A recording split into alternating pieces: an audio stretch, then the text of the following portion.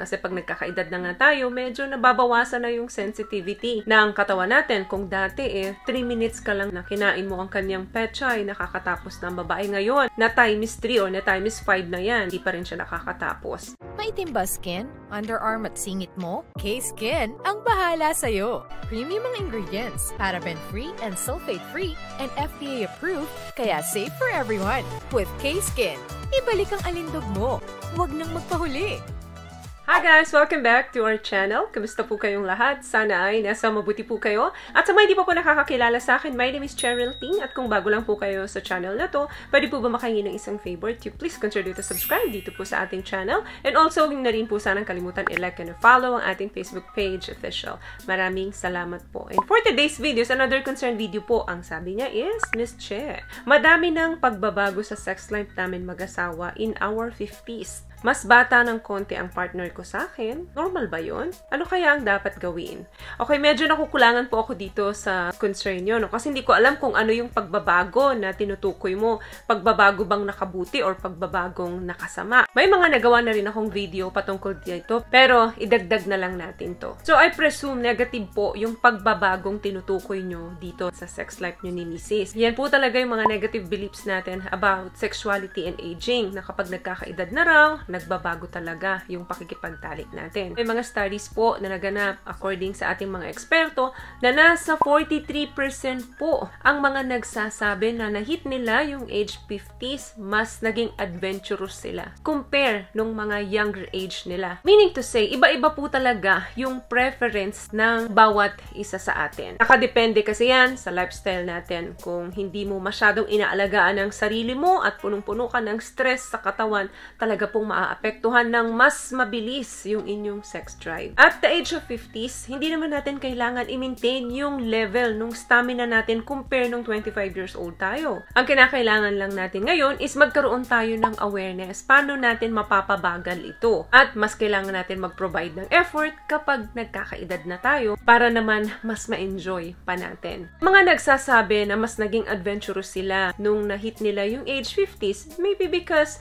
nakakapag-provide na sila ng magandang lifestyle para sa sarili nila dahil may pera na sila, medyo stable na sila. Compare nung mga bata pa sila na ang daming energy pero wala naman pera. Siguro kailangan lang natin talaga baguhin yung mindset natin, na kahit na nagkakaedad tayo, kaya pa rin natin gawin yung mga ginagawa natin nung bata pa tayo. Yun nga lang, hindi na madalas, but still, nakakapag-provide ka pa rin ng happiness sa sarili mo at sa misis mo kapag nagtatali kayo. Mga misconception kasi talaga yan na, may edad naman ako, hindi na ako mahilig sa sex. So, tinatanggap mo na lang yun, kaya yun ang nangyayari. So, yung hormonal changes po sa katawan natin, lalo na sa mga babae, negatively, may shifting talaga yan. You get my point, guys? Kung maganda yung lifestyle natin, tama ang kapartner natin sa buhay, less ang stress natin. Of course, maganda talaga yung magiging resulta niyan. Number 1 dyan, sa babae, very common po ang vaginal dryness, na kapag nasa menopausal stage ka or menopause ka na, pero hindi ibig sabihin nun, mawawalan ka na ng gana sa pagtatalik or hindi mo na may enjoy yung lovemaking ninyo. Dahil nga sa pagdadrop or pagbagsak ng estrogen nating mga babae, yan po yung cause ng vaginal dryness. Lalo na kapag menopause na. Malaki po talaga ang impact niyan sa ating sexual functioning. Ano yung sexual functioning na sinasabi ko sa ating mga babae? This can lead to a painful or uncomfortable sexual experiences doon sa iba. Kaya lagi ko pong sinasabi na very important na meron kayong lube palagi dyan sa kwarto ninyo. So, ano pong dapat ninyong gawin? Tulad ng naitanong mo, so mag-spend ka ng mas maraming foreplay doon sa partner mo. Kasi pag nagkakaedad na nga tayo, medyo nababawasan na yung sensitivity ng katawan natin. Kung dati 3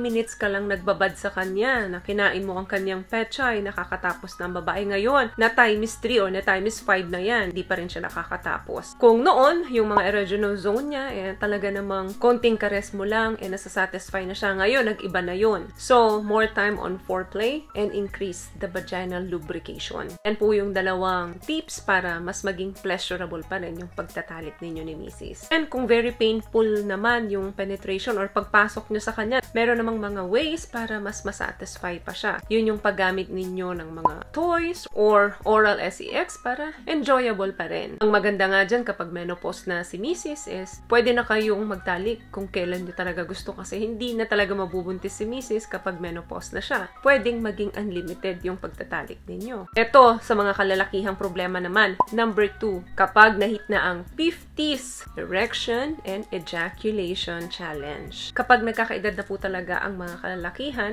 nagkakaroon talaga ng pagbabago yan doon sa erection department nila. Hindi na kayo kasing spontaneous nun dati. Mapapansin mo ngayon na mas kinakailangan mo na ng iba-ibang stimulation in order for you na ma-maintain mo yung erection mo. Minsan, ang tigas-tigas niya, pero hindi naman nagtatagal. So, normal lang po iyan kapag nagkakaedad na ang lalaki. Pero, ang hindi po normal dyan kung palagi nangyayari sa inyo. Hirap na kayong mag-develop or mag-sustain ng erection ninyo tuwing nakikipagtalik kayo. Kapag ganyan na po, possible na nakikipag-deal na kayo sa erectile dysfunction na tinatawag or ED. So, bago pa pumapunta kayo dyan, better na makipag-usap kayo sa inyong mga doktor kung ano yung mga nangyayari sa inyo, mga underlying health condition ninyo para mas maagapan po. Another thing, lower sexual desire. Yung stress po, yung physical health problems, mental health issues, and medications, yan po yung mga dahilan kung bakit nagkakaroon tayo ng mababang sexual desire. Nagdi-decline yung ating hormone levels na nagkukontribute sa pagbaba ng ating libido. Kasabay na dyan yung pagbabago ng katawan natin, pagbagsak ng energy natin. Yung hormonal shift po, hindi lang yan nakaka-apekto sa ating physiology and sexual desire, but also may impact po yan sa ating mental health. Kasama na dyan yung fatigue or yung parang palagi kang hapong-hapo or pagod na pagod ka at yung pag-change ng moods mo from time to time. Ano pong gagawin kapag nararanasan nyo ito?